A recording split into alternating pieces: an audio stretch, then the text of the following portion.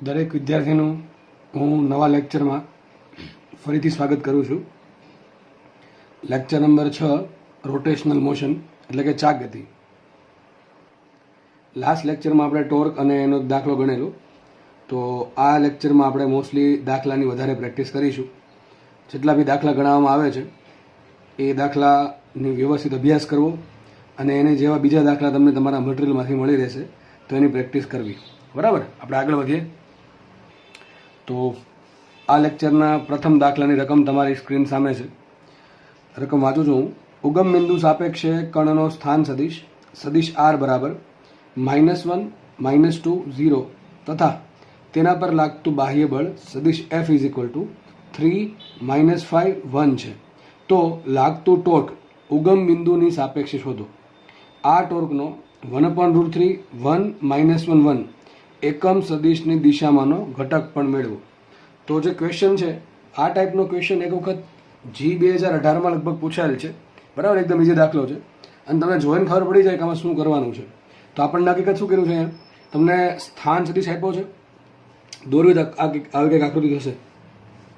ઉગમ બિંદુ છે, અહીંયા એક કણ છે, એનું સ્થાન સદિશ આપ્યો ધારો કે આટલો કણ પોતે અહીંયા છે, સ્થાન સદિશ આપ્યો છે સદિશ આર, એના પર કંઈક બળ લાગે છે, સપોઝ કે સદિશ એફ ગમે એ દિશામાં લાગે છે, આ દિશામાં કંઈક સદિશ એફ બળ લાગે છે. એક્ઝેક્ટલી તમને યામ આપેલા છે સ્થાન સદિશના -1, -2, 0 અને બળના યામ છે 3, -5, 1 ન્યૂટન અને આ મીટરમાં છે. બરાબર છે. તો ઉગમ બિંદુની આ શબ્દ જરૂરી છે. ઉગમ બિંદુ સાપેક્ષે ટોર્ક કેટલું છે એ શોધવાનું છે અને ત્યારબાદ આ સદિશ જે છે એકમ સદિશ એની દિશામાં ટોર્કનો ઘટક પણ મેળવવાનો છે. તો દાખલો આઈ થિંક બહુ ઇઝી છે.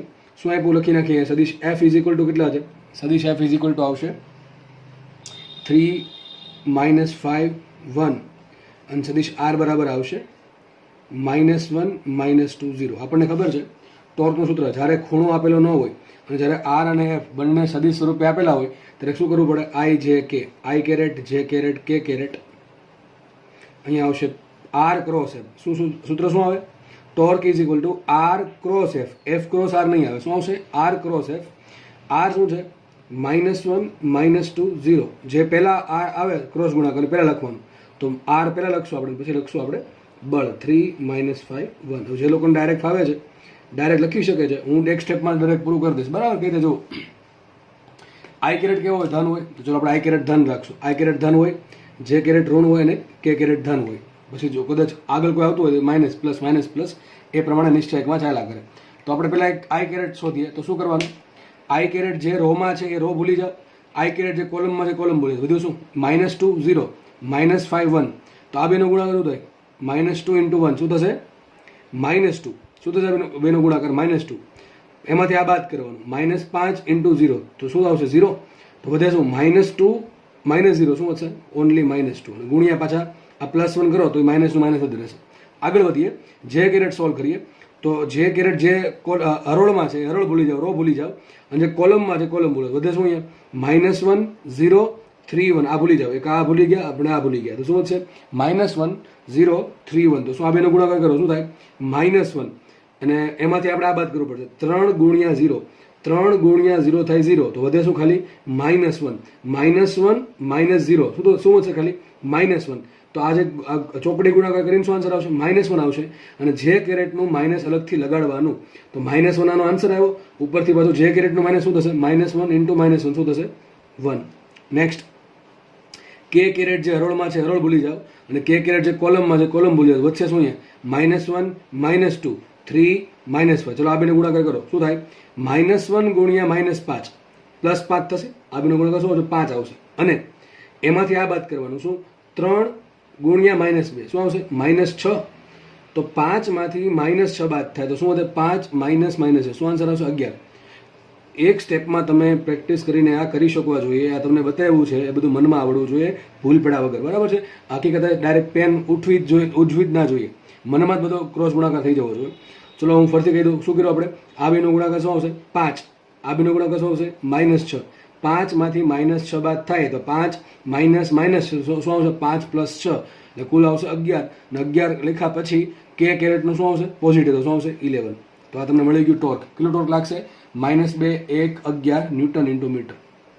ટોર્કનું મૂલ્ય કે શું કરવાનું તમારે, કદાચ મૂલ્ય શોધવાનું કે તો ટોર્ક બરાબર કેટલા મૂલ્ય આવશે, ચલો દરેક ઘટકનો વર્ગ, એનો સરવાળો અને વર્ગ. 11નો વર્ગ થાય 121, 2નો વર્ગ થાય 4 પ્લસ 1નો વર્ગ 1, તો શું આવશે 121 પ્લસ 4 125 ને 1 126, તો શું આવશે √126 જેવો કંઈક આન્સર આવશે. 11 પોઈન્ટ સમથિંગ આન્સર કંઈક આવશે.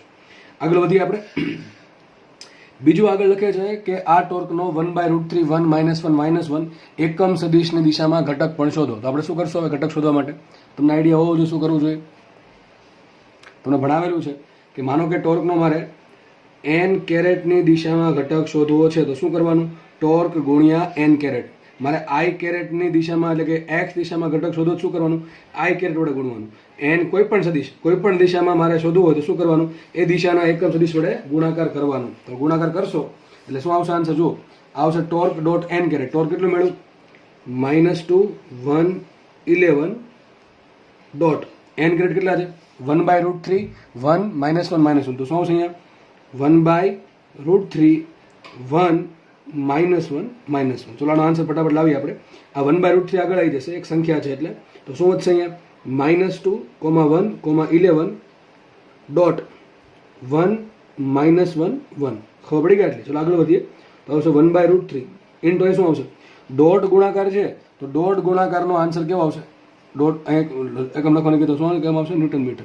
ડોટ ગુણાકારનો આન્સર શું આવશે, એ અદિશ આવશે, બરાબર. અને આનો આન્સર એક સંખ્યા આવશે. ચલો -2 ગુણ્યા 1 શું થાય -2, પ્લસ 1 ગુણ્યા -1 શું આવશે -1, 11 ગુણ્યા 1 શું થાય +11, બરાબર. આટલો થશે ને, તો -2 -1 -3 3 પ્લસ 11 શું આવશે 8, તો શું આન્સર આવશે 8/√3. કેટલો આન્સર આવશે 8/√3 ન્યૂટન મીટર. તો એમ કહી શકાય કે જે 1/√3 1 -1 -1 આ જે એકમ સદિશ છે એ દિશામાં ટોર્ક આટલું લાગે છે. કેટલું ટોર્ક લાગે છે 1/√3 ન્યૂટન મીટર. x દિશામાં કેટલું ટોર્ક લાગશે, માઇનસ એટલે -2 ન્યૂટન, એટલે શું આવશે ઋણ x દિશામાં ટોર્ક લાગતું હશે, કેટલું હશે 2 ન્યૂટન મીટર. y દિશામાં કેટલું ટોર્ક લાગે 1 ન્યૂટન મીટર. z દિશામાં કેટલું ટોર્ક લાગે 11 ન્યૂટન મીટર. ફરીથી કહી દઉં છું, x દિશામાં ટોર્ક કેટલું લાગતું હશે, એટલે એમ મતલબ કે ટોર્કનો x દિશાના અનુલક્ષણ ઘટક કેટલો આવશે -2. -2 એમ બતાવે કે દિશા ઋણ છે, એટલે શું આવશે ઋણ x દિશામાં ટોર્ક હશે 2 ન્યૂટન મીટરનું. એ પ્રમાણે y અક્ષના અનુલક્ષણે ટોર્ક હશે 1 ન્યૂટન મીટર અને z અક્ષના અનુલક્ષણે ટોર્ક હશે 11 ન્યૂટન મીટર. અને આ જે સદિશ છે કયો સદિશ, એકમ સદિશ 1/√3 1 -1 -1.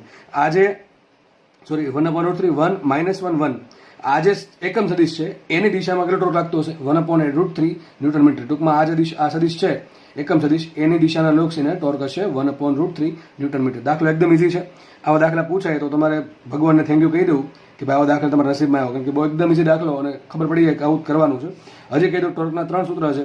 બળનું મૂલ્ય આપ્યું હોય, આરનું મૂલ્ય આપ્યું હોય, થીટા આપ્યો હોય, સૂત્ર શું આવશે RF sin થીટા. બળ આપેલું હોય, એકમ અંતર આપેલું, શું કરવાનું બળ ગુણ્યા લંબાંતર. ત્રીજું સૂત્ર કયું આવશે F ક્રોસ R. અને બળ યુગ્મ આપ્યું તો શું કરવાનું, બળ યુગ્મમાંથી કોઈ એક બળનું મૂલ્ય ગુણ્યા 2 બળો વચ્ચેનું લંબાંતર, બરાબર. તો અહીંયા દાખલો પૂરો થાય છે. આપણે નેક્સ્ટ દાખલા તરફ આપણે ફર્ધર આગળ વધીએ. નેક્સ્ટ દાખલો જુઓ. ચાક ગતિ કરતા પદાર્થનું ઉગમ બિંદુની સાપેક્ષે સ્થાન સદિશ R બરાબર કેટલો સ્થાન સદિશ આપ્યો, R બરાબર આપ્યો 1 2 4 તથા તેનો કોણીય વેગ ઓમેગા આપેલ છે. Omega is given, omega is equal two 0 -5 -2 છે. તો તેનો રેખીય વેગ શોધો. ચલો તમને ઓમેગા આપેલ છે, R આપેલ છે અને રેખીય વેગ માંગ્યો છે. રેખીય વેગ માંગ્યો એટલે એનું મૂલ્ય દિશા બે માંગેલું છે. શું કરશું બોલો, તમને ખબર હોય છે શું કરવું જોઈએ. સૂત્ર જ છે ભાઈ, શું આવશે સદિશ V is equal two omega cross R. શું આવશે ઓમેગા ક્રોસ R. યાદ રાખો, તમને એક પેલા હિન્ટ કહી દઉં. આપણે આ ચેપ્ટરમાં ઘણા બધા સૂત્ર જોશું, એમાં આપણે ઘણા બધા સૂત્ર જોઈ લીધેલા છે. જેમ કે પહેલા જોયું હતું V બરાબર ઓમેગા ક્રોસ R, ક્રોસ ગુણાકારવાળા, બરાબર. કયા આવશે ઓમેગા ક્રોસ R. પછી આપણે જોયું હતું સદિશ A બરાબર, સદિશ A બરાબર શું હતું omega cross V plus alpha cross R, બરાબર. એક તો આ હતું. પછી આપણે જોયું ટોર્ક, ટોર્ક બરાબર શું આવે R ક્રોસ F. એક છે ને વીનું સૂત્ર જેવું છે જેમાં ઓમેગા આગળ છે, બાકી R ક્રોસ ઓમેગા નહીં આવે, ઓમેગા ક્રોસ આવશે. બાકી જો ટોર્કનું સૂત્ર શું આવશે R ક્રોસ F આવશે. પછી આપણે જોશું કોણીય વેગમાનનું સૂત્ર શું આવશે L બરાબર R ક્રોસ P. તો જો બળનું જે કામ છે એ કોણ કરશે, ટોર્ક કરશે ચાક ગતિમાં.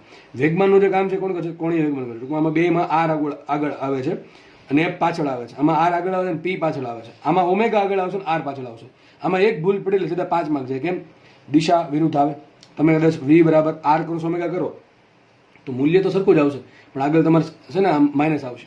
માઇનસ ઓપ્શનમાં આપ્યું જ હોય એટલા માટે ઓમેગા ક્રોસ આર આવે, આમાં આર ક્રોસ એફ આવે, આમાં આર ક્રોસ પી આવશે, અને એ બરાબર આપણને ખબર છે ઓમેગા ક્રોસ વી. આ શું બતાવે છે?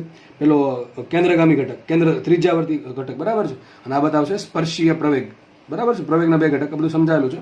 આપણે દાખલો ગણીએ ફટાફટ આપણે. તો સૂત્ર ટૂંકમાં યાદ રાખવા, કઈ જગ્યાએ કોણ આવે છે ખાસ જોવું. ઓમેગા આગળ છે, આર પાછળ છે, આમાં આર ક્રોસ એફ છે, આમાં આર ક્રોસ પી છે, આમાં ઓમેગા ક્રોસ વી છે પ્લસ આલ્ફા ક્રોસ આર છે, વી ક્રોસ ઓમેગા નથી.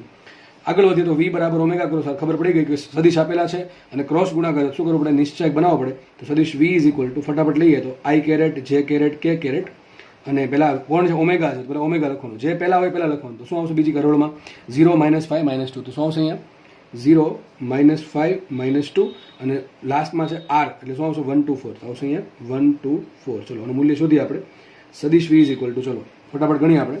તો આઈ કેરેટ જે દિશામાં છે, સોરી આઈ કેરેટ જે હરોળમાં છે, હરોળ ભૂલી જાઓ અને એક કોલમ ભૂલી જાઓ. વચ્ચે શું અહીંયા -5 -2 2 અને 4. ચલો ડાયરેક્ટ કરવાનું છે. જુઓ, -5 ગુણ્યા 4 -20, એમાંથી બાદ કરવાનું છે આ બેન ગુણાકાર. 2 ગુણ્યા -2 -4.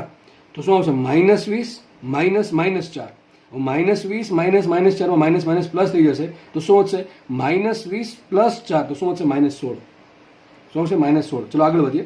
જે કેરેટ જે હરોળમાં છે, હરોળ ભૂલી જાઓ અને આ કોલમ ભૂલી જાઓ, બરાબર. જે લોકોને ફાવે નહીં, જે લોકોને નવ જો બોલું છું ડાયરેક્ટ નહીં ફાવે, એ લોકો લખીને કરશે તો ઓટોમેટિક એના આન્સર આવી જશે, બરાબર છે. થોડીક પ્રેક્ટિસ કરવાની એટલે થોડુંક માઇન્ડ શાર્પ થાય. ચલો આગળ વધીએ.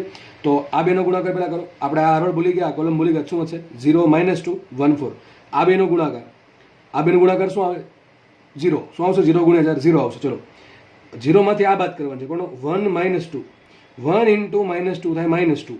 હવે શું કરવાનું છે? 0 માંથી -2 બાદ કરો તો 0 -2. તો શું વધશે? -+2. તો 0 + 2 શું આવશે? ચોકડી ગુણાકાર શું આવશે? 2 આવશે. પણ જે કેરેટની કલમ ઓલરેડી કેવી હોય? ઋણ હોય. તો જે આપણે આન્સર 2 આવ્યો હતો, આગળ માઇનસ લગાડતા શું આવશે? -2. ફરીથી કહી દો, ખાસ ભૂલ યાદ પડે કે આ માઇનસ લેવાનું છોકરાઓ ભૂલી જાય, બરાબર. એટલે એ તકલીફ આપણે પડવી જોઈએ નહીં. તો ચલો 4 × 0 0, 1 × -2 0 માંથી -2 બાદ કરો. આમ તમને ન ફાવે તો આમ લખવાનું 0, અથવા આમ લખવાનું એક્ઝેક્ટ લખવું હોય તો 0 × 4 0 × 4 માઇનસ -2 × 1. તો શું છે અહીંયા? -2 × 1. આ પ્રમાણે લખતું જવાનું. 0 × 4 શું આવે? 0 માઇનસ -2 × 1 એટલે શું આવશે? -2 +2. તો શું આવશે? 0 + 2 = 2. આ પ્રમાણે હું કહું છું તમારે લખતું જવાનું, જો ન ફાવે તો. બાકી બધી વસ્તુ માઇન્ડમાં કરવાની. તો ચોકડી ગુણાકાર આન્સર શું આવ્યો? 2 આવ્યો +2. આગળનું માઇનસ લગાડતા શું આવશે? -2. આઈ કેરેટ આગળ ધન લગાડવાનું, જો કે લગાડવાની જરૂર છે નહીં. જે કેરેટમાં આગળ શું લગાડવાનું? જે આન્સર આવે માઇનસ લગાડવાનું, ચોકડી ગુણાકારનો આન્સર. અને કે કેરેટમાં પણ જે ચોકડી ગુણાકારનો આન્સર આવે એને પ્લસ વડે ગુણવું પડે. આ તો 2 પ્લસ જ છે, પ્લસ ગુણોથી કંઈ ફરક પડે નહીં. એટલા માટે માઇનસ ગુણવાથી પ્લસનું માઇનસ ને માઇનસનું પ્લસ રહેશે. ચલો વાત કરીએ ફટાફટ કે કેરેટની. તો આ હરોળ ભૂલી જઈએ અને આ કોલમ ભૂલતા શું મળે અહીંયા? 0 -5 1 ને 2. આ બેનો ગુણાકાર શું થાય? આ બેનો ગુણાકાર થશે 0. 0 × 2 થાય 0, અને 1 × -5. હવે 1 × -5 થાય -5, બરાબર ને. તો 0 -5. તો શું આન્સર આવશે? +5. અને +5 ને આગળ પ્લસ જ છે એટલે શું આવશે? 5. આટલો વેગ આવશે મીટર પર સેકન્ડમાં. તો તમારો આન્સર આવી ગયો. કેટલો વેગ હશે? -16 2 સોરી -16 -2 અને 5. ઘણી વખત આમ પણ આન્સર આપેલો હોય. v = -16 2 -5 મીટર પર સેકન્ડ. જે પ્રમાણે ઓપ્શન આપેલા હશે એ પ્રમાણે તમારે કિંમત મૂકવી પડશે. કદાચ તમને આમાં મૂલ્ય માંગે તો મૂલ્ય શું આવશે? સદિશનું મૂલ્ય બરાબર શું આવશે? આનો વર્ગ કરો. ચલો 16 નો વર્ગ શું થાય? 256. તો 256 પ્લસ 2 નો વર્ગ 4 પ્લસ 5 નો વર્ગ 25. બધા ઘટકના વર્ગનો સરવાળો અને પાછું વર્ગમૂળ. તો શું આન્સર આવશે? 256 ને 4 થાય 260. 260 ને 25 હશે 285. તો શું આન્સર આવશે? √285. આનો આન્સર 16 પર સમથિંગ આવશે, લખવાની જરૂર છે નહીં. આ આન્સર આવશે મીટર પર સેકન્ડમાં, બરાબર. આપણે આગળ વધીએ. દાખલો જો એકદમ ઇઝી દાખલો છે ને. દાખલા આવા નીટમાં ખાસ પૂછાય છે અને જીમાં પણ પૂછાય છે. ક્યારેક જીવાળા લોકોના ભાગમાં દાખલા ઇઝી આવી જાય છે, બરાબર છે. બાકી તો આવા દાખલા જીમાં આવા અઘરા છે થોડાક આ સમયમાં કોમ્પિટિશનને જોઈને. ચલો આગળ વધીએ. પણ નીટમાં તો આવું પૂછી નાખે ઘણી વખત, બરાબર. આગળ વધીએ આપણે. 1.5 મીટર ત્રિજ્યાનું પૈડું, એટલે કે ત્રિજ્યા પૈડું છે અને તમને રેડિયસ આપી r = 1.5 મીટર. ઓકે, આગળ વધીએ. આલ્ફા આપેલો છે. આલ્ફા કેટલો છે? અને કોણીય પ્રવેગ આલ્ફા બરાબર 10 રેડિયન/સેકન્ડ². તો આલ્ફા આપ્યો 10 રેડિયન/સેકન્ડ² ના અચળ પ્રવેગથી લખી નાખું. અચળ કોણીય પ્રવેગથી ભ્રમણ કરે છે. તેનો પ્રારંભિક કોણીય વેગ ટૂંકમાં શું આપ્યું? ω0. કેટલા આપ્યું? ω0 સોરી ω0 નથી આપ્યું, એમ આપ્યું છે 60/π RPM. ટૂંકમાં શું આપ્યું? n આપ્યું.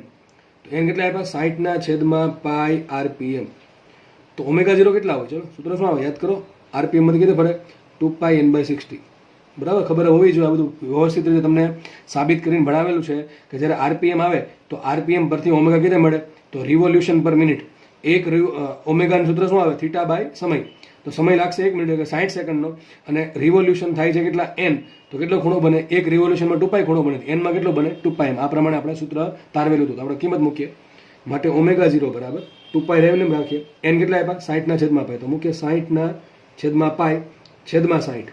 જો પાઈ ઉડી ગયા, 60 ઉડી ગયા, શું થાય ખાલી 2 રેડિયન/સેકન્ડ.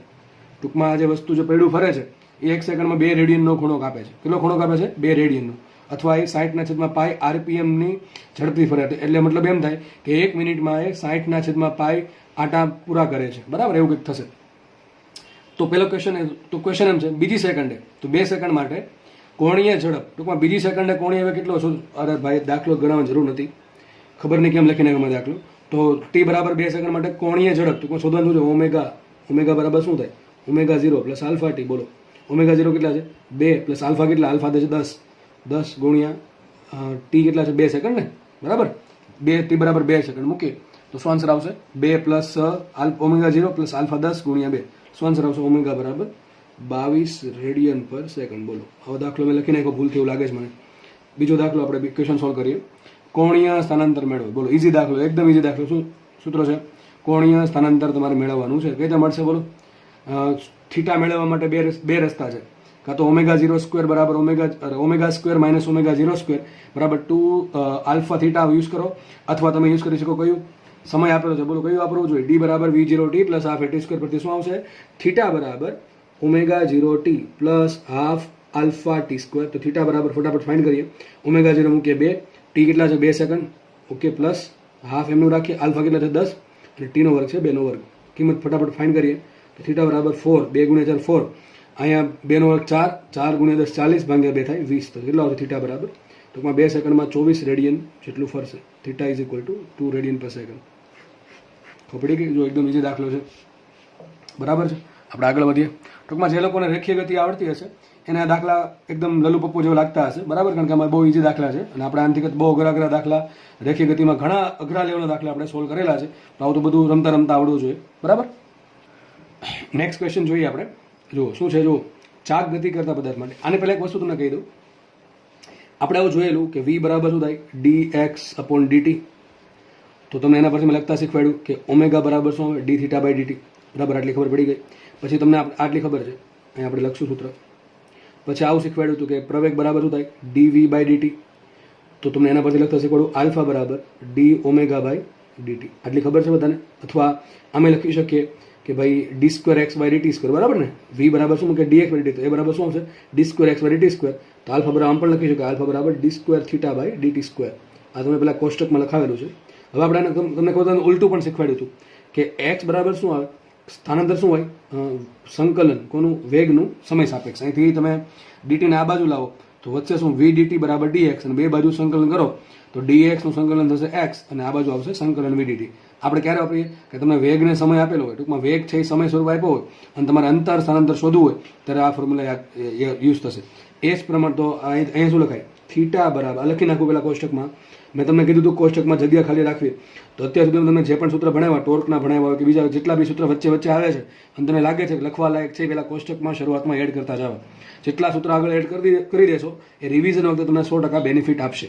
તો થીટા બરાબર શું લખાય, થીટા x નું સાનુકૂળ થીટા બરાબર સંકલન ઓમેગા dt. આ પણ યાદ રાખવું. ક્યારે વપરાય, તમને ઓમેગા છે સમય સ્વરૂપ આપ્યો હોય અને કીધું હોય કે આટલા સમયમાં કેટલો ખૂણો કપાય છે અથવા કેટલું સ્થાનાંતર થાય છે, તો તમને થીટા મળી જશે સંકલન કરવાથી.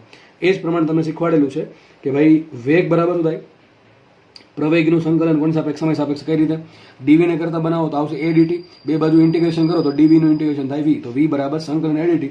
એ જ રીતે લખાશે omega is equal two integration of alpha dt. આ ક્યારે વપરાય કે જ્યારે નોર્મલી આપણે આલ્ફા છે એ અચળ ન હોય, તો ટૂંકમાં પદાર્થ છે એ અચળ કોણીય પ્રવેગી ગતિ ના કરતો હોય અને આલ્ફા છે એ સમયનું ફંક્શન આપેલો હોય અને તમારે એના પરથી તમારે ઓમેગા શોધો તો આ પ્રમાણે મળશે. તો ઓમેગા બરાબર આવશે સંકલન આલ્ફા dt.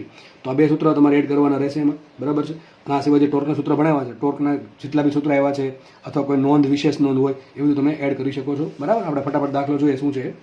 તો દાખલો એટલા માટે લીધો છે કે તમને રેખીય ગતિ થોડુંક યાદ આવી જશે આના પરથી, કારણ કે આપણે બહુ બધું કરેલ છે, સંકલન વિકલન. ચલો જોઈએ. ચાક ગતિ કરતા પદાર્થ માટે કોણીય પ્રવેગ alpha is given alpha is 4t³ - 3t² + 2t + 5 મુજબ બદલે છે. ફરીથી બોલું છું, આલ્ફા ઇઝ ગિવન કેટલો આલ્ફા આપેલો છે? આલ્ફા આપેલો છે 4t³ - 3t² + 2t + 5 મુજબ બદલે છે. ઓકે, ટૂંકમાં જોઈ શકો છો તો જેમ સમય બદલશે એમ આલ્ફા બદલશે, સમય વધશે તો આલ્ફામાં કંઈક વધઘટ થશે. બરાબર, આપણે જોવું પડે ફંક્શન કયું છે. તો ક્વેશ્ચન એમ છે, ટી સમયે ઓમેગા કેટલો હોય, થીટા કેટલો હોય? ટૂંકમાં એને સૂત્ર મેળવવાના છે તમારે. ટી સમયે એટલે કે કોઈ પણ ટી સમયે ઓમેગા અને થીટાનું તમારે સૂત્ર મેળવવાનું છે. અને આમાં લખેલું છે, આગળ નોંધ લખે છે કે ટી બરાબર 0 સમયે ઓમેગા 0 2 છે અને થીટા 0 5 છે. તો આપણે ટૂંકમાં શરૂઆતમાં પદાર્થની ઝડપ કેટલી હતી? 2, અહીં લખવાનું રહી ગયું 2 રેડિયન પર સેકન્ડ અને થીટા 0 બરાબર 5 રેડિયન. આ એસઆઈ કમેન્ટ કરી દેવો. ટી બરાબર 0 સમય ઓમેગા 0 = 2 રેડિયન પર સેકન્ડ તથા થીટા 0 = 5 રેડિયન લેવા. તો આપણે આ જે નીચેની લીટી છે એનો પણ યુઝ કરવો પડશે. જે લોકોને દાખલો આવડે છે એમ તો આવડો જ જોઈએ બધા લોકોને, છતાં પણ કદાચ ન આવડતો હોય તો આપણે શીખવા બેઠા છીએ તો શીખી લઈએ. ચલો, તમને આલ્ફા આપેલો, કેટલો આલ્ફા આપ્યો છે?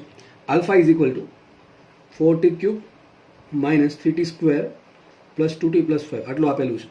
ઓકે, ચલો હવે પહેલાં આપણે એક કામ કરીએ, ઓમેગા મેળવીએ. તો તમને ખબર છે, વિચારો ઊંધું થાય છે. જો પહેલાં આપણે શું કરતા, એક્સ અંતર આપતા, સ્થાનાંતર આપતા, એમાંથી વેગ લાવતા વિકલન કરીને, પછી વેગનું વિકલન કરીને પ્રવેગ લાવતા. એનાથી ઊંધું કરતા પણ શીખવાડેલું છે કે તમને પ્રવેગ આપેલો હોય તો સંકલન કરીને શું લાવતા? વેગ લાવતા. વેગનું સંકલન કરીને શું લાવતા? અંતર અથવા સ્થાનાંતર લાવતા. મોસ્ટલી સ્થાનાંતર લાવતા. બરાબર, આ રીતે. તો એની જેવું જ અહીંયા છે. તમને કોણીય સ્થાનાંતર થીટા આપેલો હોય, એનું વિકલન કરવાથી શું મળે? કોણીય વેગ ઓમેગા. એનું વિકલન કરવાથી શું મળે? કોણીય પ્રવેગ આલ્ફા. એનાથી ઊંધું, આલ્ફામાંથી મારે ઓમેગામાં જવું શું કરવાનું? આલ્ફાનું સંકલન કરવું પડે, ટી સાપે તો શું મળે? ઓમેગા. અને ઓમેગાનું સંકલન કરો શું મળે? થીટા. આટલી આપણને ખબર છે. તો અહીં જો ઊંધું જવું પડશે. આલ્ફા આપેલો છે તો ઓમેગા મળશે, ઓમેગા પરથી થીટા મળશે. આપણે ફટાફટ જોઈએ. ચલો, શું લખાય? આલ્ફાનું સંકલન કરવાથી શું મળે? ઓમેગા. એક્ઝેક્ટલી ઓમેગા નહીં મળે, ડેલ્ટા ઓમેગા મળશે. શું મળશે? Delta omega. કારણ કે કોણીય વેગમાં કેટલો ફેરફાર થાય છે. પ્રવેગ કોને કહેવાય? પ્રવેગ વેગનો ફેરફાર છેદમાં સમયગાળો. પ્રવેગ બરાબર વેગ છેદમાં સમય ન હોય કોઈ દિવસ. બરાબર, પ્રવેગ બરાબર શું થાય? વેગનો ફેરફાર છેદમાં સમયગાળો. a = dv/dt. a is not equal to v/t. આવું સૂત્ર જ નથી. પ્રવેગ બરાબર વેગ છેદમાં સમય. અને ભાઈ વેગ અચળ હોય તો પ્રવેગ 0 થાય. બરાબર, તો કે શું છે? Delta omega. આવું કેમ કરવું પડે છે? આવું કેમ કરવું પડે? વિચારો, કેમ કરવું પડે આવું? આપણે નોર્મલી ઓમેગા જ લખીએ છીએ, તો અહીંયા કેમ સરળ ડેલ્ટા ઓમેગા કેમ લખ્યું છે? એનું કારણ છે ઓમેગા 0 0 નથી. જો તમને એમ કે શરૂઆતમાં વસ્તુ સ્થિર છે અને થીટા 0 0 છે, બરાબર, તો આપણે આ સ્ટેપમાં ખાલી ઓમેગા લખો તો ચાલે. પણ એ ઓમેગા 0 બરાબર 2 છે. પ્રારંભમાં કોણીય વેગ 2 છે અને પ્રારંભમાં ખૂણો 5 રેડિયનનો ઓલરેડી કપાઈ ચૂકેલો છે. એટલા માટે આપણે અહીંયા ડેલ્ટા ઓમેગા લખવું પડશે. તો એક કામ કરીએ, ડેલ્ટા ઓમેગા = શું આવશે? Alpha dt. શું આવશે અહીંયા? Alpha * dt. ચલો આપણે ફટાફટ સોલ્વ કરીએ. તો હવે આલ્ફા * dt. ચલો મૂકીએ કિંમત. આલ્ફા કેટલા છે? 4t³ - 3t² + 2t + 5 છે કે નહીં? આટલું બરાબર છે. અને લિમિટ શું લેશું? 0 થી t. કયો સમય કીધો છે? ટી સમય. કોઈ પણ સમય ટી હોય છે, 5 સેકન્ડ, 2 સેકન્ડ, 3 સેકન્ડ, આપણને કંઈ ચોખ્ખું નથી પડે. શું લેશું? લિમિટ 0 થી t. લિમિટ મૂકવાની જરૂર નહીં પડે, કારણ કે સમયમાં જ્યાં પણ ટી આવશે ત્યાં તમે 0 મૂકશો તો 0 થઈ જશે. અને બાકીનું પદ તો ટીમાં જવાનું છે. પાછું તમે ટી મૂકીને ટી મૂકો તો એ જ આવશે આન્સર. ટૂંકમાં એની લિમિટ મૂકવાની જરૂર નહીં પડે. અને ડેલ્ટા ઓમેગા કોને કહેવાય? Omega - omega 0. બરાબર. તુલાનું સંકલન કરો, શું થાય? સંકલનનો નિયમ શું છે? જેટલી ઘાત છે એક ઘાત વધારો, છેદમાં એટલી ઘાત ફરતી મૂકો તો શું આવશે? 4 એમને આવશે. t³ નું સંકલન શું આવે? 4/4. તો 4 4 શું વધશે? ખાલી t ની 4 ઘાત. શું વધશે અહીંયા? t ની 4 ઘાત માઇનસ એમનું રાખીએ. 3t² નું સંકલન શું આવશે? 3 t³/3. શું આવશે? t³/3. 3 3 ઉડે શું વધશે? માઇનસ t³ પ્લસ 2t² નું સંકલન શું આવે? 2 t²/2. 2 2 ઉડે શું વધશે? t² પ્લસ અહીંયા આવશે 5t. બરાબર છે, આટલું આવશે. તો આપણે સમીકરણમાં ઓમેગા લેવાનું છે. ઓમેગા 0 કેટલા આપ્યા? ઓમેગા 0 આપ્યા આપણને 2. કેટલા આપેલા છે? ઓમેગા 0 2. મૂકીએ કિંમત. Omega -2 = t⁴ - t³ + t² + 5t. Implies that omega કેટલા આવશે?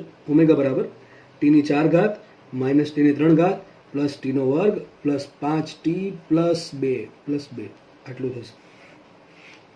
ઘણા લોકોને આ પ્રમાણે ન જોવું હોય તો એક કામ કરવાનું, અહીં ઓમેગા લખી નાખવાનું. ઓમેગા તો ઓમેગા બરાબર કેટલા? આટલા આવશે. આટલા બરાબર છે.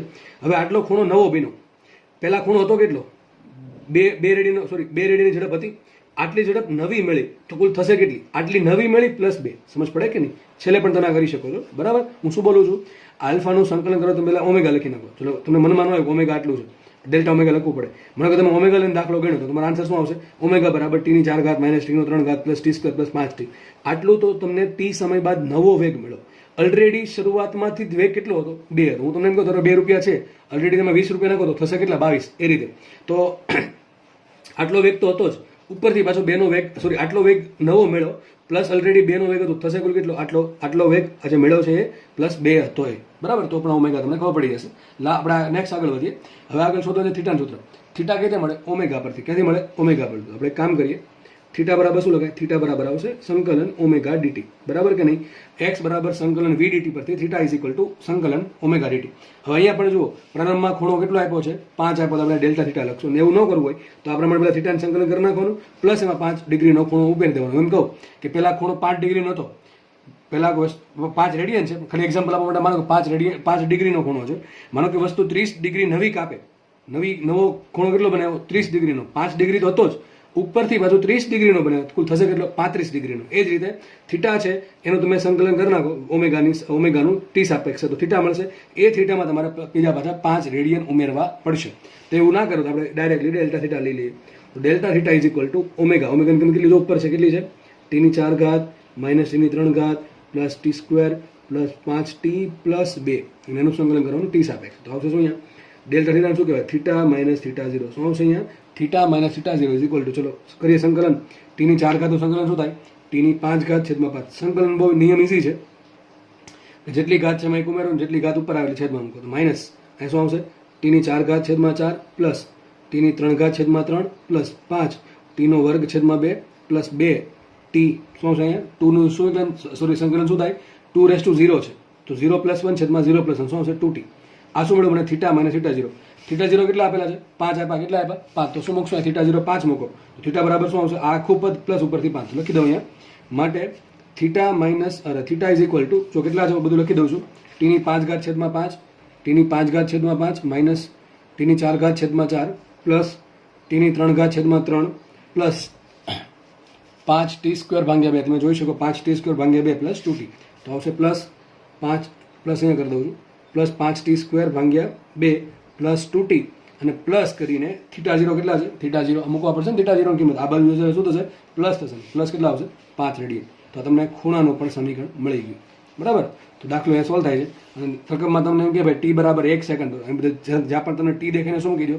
1 મૂકો તો તમને કિંમત છે એ વેલ્યુ સ્વરૂપે મળશે. પણ સિમ્પલ આ તમને t સમય કીધું છે, સિમ્પલ તમે ભાઈ સમીકરણ માંગેલું છે. આ દાખલો એટલા માટે ગણાયો છે કે તમને થોડુંક આઈડિયા આવે કે ભાઈ આ જે રેખીય ગતિના સૂત્ર જે છે સંકલનના વિકલનના, એના આધારે આ બે સૂત્ર કઈ રીતે બની શકે. તો તમને રકમમાં આવું કંઈક આપે કે ભાઈ આલ્ફા બરાબર છે 3t + 2, તો 2 સેકન્ડે t બરાબર 2 સેકન્ડે ઓમેગા કેટલો હોય, તો અથવા t બરાબર 3 સેકન્ડે ડેલ્ટા થીટા કેટલું હોય, તો તમને બધું આવડવું જોઈએ શોધતા, બરાબર. આવું દાખલો સિમ્પલ પૂછે તો હવે આ દાખલા પરથી તમે આ દાખલો આરામથી આવડી જવો જોઈએ અને ટ્રાય પણ કરી લેવો શું આન્સર આવે છે. સમજ પડે કે નહીં પડતી? ચલો આપણે આગળ વધીએ નેક્સ્ટ દાખલા તરફ. નેક્સ્ટ દાખલાની રકમ તમારી સ્ક્રીનની સામે છે. તમે હવે આટલા દાખલા ગણ્યા પછી દાખલો જાતે ગણી શકો એવા સક્ષમ છો મને એવું લાગે છે. તમારે એટલીસ્ટ એક વખત તો ટ્રાય કરવી જોઈએ. જો તમને એક સળિયો આપેલો છે, બરાબર, સળિયો છે, એના પર અલગ અલગ જગ્યાએ અલગ અલગ ફોર્સીસ લાગે છે. 100 ન્યૂટન, 50 ન્યૂટન, 100 ન્યૂટન, આ 50 ન્યૂટન ને પાછું 80 ન્યૂટન, એટલે કુલ 1 2 3 4 ને 5 ફોર્સીસ લાગે છે અને અલગ અલગ ડિસ્ટન્સ પર લાગે છે. ઓ બિંદુ અહીંયા છે, આપણો ઓ બિંદુ અહીંયા છે કે જેના પર આપણે ટોક શોધવાનું છે. તો તમને ટોક શોધતા આવડતું તમે જાતે ગણી શકો છો, બરાબર છે. મેં તમને શીખવાડેલું કે જ્યારે પણ તમને બળ છે એ ત્રાસું આપે તો શું કરવાનું? એના ઘટક પાડી દેવાના. ઘટક કઈ રીતે પાડવાના? એક ઘટક પાડવાનો સળિયાની દિશામાં અને ઘટક પાડવાનું સળિયાને લંબ દિશામાં, બરાબર. તો આપણે ચલો ફટાફટ જોઈએ આપણે. તો પહેલાં આપણે કામ કરીએ. પહેલાં આપણે કામ કરશું બળને સીધા કરવાનું. ચલો બળને સીધા કરીએ.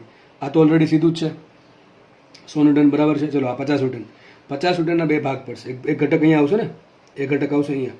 ચલો આ ઘટક કયો આવશે? 50 cos 30. શું આવશે આ? 50 cos 30 ડિગ્રી. કેટલો આવશે? 50 cos 30 ડિગ્રી. cos 30 શું હોય? જો કે ગણવાની જરૂર છે ને, કારણ કે એના કારણે ટોક 0 જ થશે, એટલે એમને રવા દઉં છું, બરાબર છે. બીજો ઘટક કયો છે? આ આવશે ને 50 sin 30. કયો આવશે? 50 sin 30. 50 sin 30. ચલો 50 sin 30 ની કિંમત શું આવે? sin 30 is equal to 1/2. sin 30 is equal to cos 60 and cos 60 is equal to 1/2. That's why 50 into 1/2 is equal to 25. તો બળનો એક ઘટક આવશે 50 ને એક ઘટક આવશે 50 √3/2, બરાબર, એટલે 25 √3. તો એક આવશે 25 અને એક બીજો કયો આવશે? 25 √3. જો કે આ ગણવાની જરૂર નથી. કેમ? હમણાં કહું છું. અને ખબર પડી ગઈ હોય કેમ નથી ગણવાની જરૂર, તો તમને બહુ સારી વાત કહેવાય. ચલો તો મને કુલ બે ઘટક મળે, એક 100, એક 25 ને પાછો નવો મેળો 25 √3. ચલો આગળ વધીએ. ઓ બિંદુ આવે છે, અહીંયા પાછા જો બળ ત્રાસું છે 100 ન્યૂટનનું, એના ફરતી પાછા બે ઘટક પડશે. ઘટક કઈ રીતે આપણને ખબર બધાને પડે ને, એક ઘટક આવશે આ રીતે, એક ઘટક આવશે નીચે. ચલો પેલા આ ખૂણો 60 નો છે, તો આ ઘટક કયો થાય 100 cos 60. કેવો થશે 100 cos 60. cos 60 શું થાય 50, સોરી cos 60 શું થશે 1/2, એટલે 100 ગુણ્યા 1/2 થાય 50. તો આ બળ હશે કેટલું 50 ન્યૂટનનું. કેટલું બળ હશે 50 ન્યૂટનનું. ચલો અહીંયા એક બળ આ સીધું છે બરાબર, થોડું ત્રાસું દોરાઈ ગયું છે, સીધું બળ છે, સીધું માની લેવું. તો આ જે બળ છે એ કેટલું આવશે, આ જે ઘટક 100 છે એનો ઘટક કયો આવશે 100 sin 60. 100 sin 60, ખૂણો 60 ડિગ્રીનો છે એટલા માટે એક્સ અક્ષ સાથે. તો sin 60 શું થાય √3/2, તો શું આવશે 50 √3. કેટલો આવશે 50 √3. આ ઘટક આવશે 50 √3. ઓકે ચલો બીજું બળ છે 50 ન્યૂટનનું, બરોબર છે, 80 ન્યૂટનનું, એ પણ બરોબર છે, એને કંઈ ઘટક વળવાની જરૂર છે નહીં. તમે ધારો તો ડાયાગ્રામ કંઈક આવો બનશે, ફટાફટ દોરી દઉં છું ડાયાગ્રામ. 100 ન્યૂટનનો ફોર્સ અહીંયા છે, ઓકે 100 ન્યૂટનનું બળ અહીંયા છે, 25 છે કંઈક 25 ન્યૂટનનું બળ ઉપર છે, 25 ન્યૂટનનું. જો આ કંઈ દોરવાની જરૂર છે નહીં, તો તમને થોડુંક વ્યવસ્થિત દેખાય એટલા માટે દોરું છું. અહીંયા છે 25 √3, પછી આપણે ઓ બિંદુ આવી જાય છે, પછી બાજુ એક નીચે બળ લાગે છે કેટલું 50 √3, એનું બીજું બળ લાગે છે આ બાજુ કેટલું 50, 100 cos 60 કેટલો હશે 50. સામે એક બીજું બળ આવે છે 50નું, ઓકે આ બળ બરાબર 50 અહીંયા આવશે. અને છેલ્લે ઉપર છેલ્લે એક છે 80 ન્યૂટનનું બળ ઉપર તરફ, તો અહીંયા આવશે 80 ન્યૂટનનું બળ, બરાબર છે.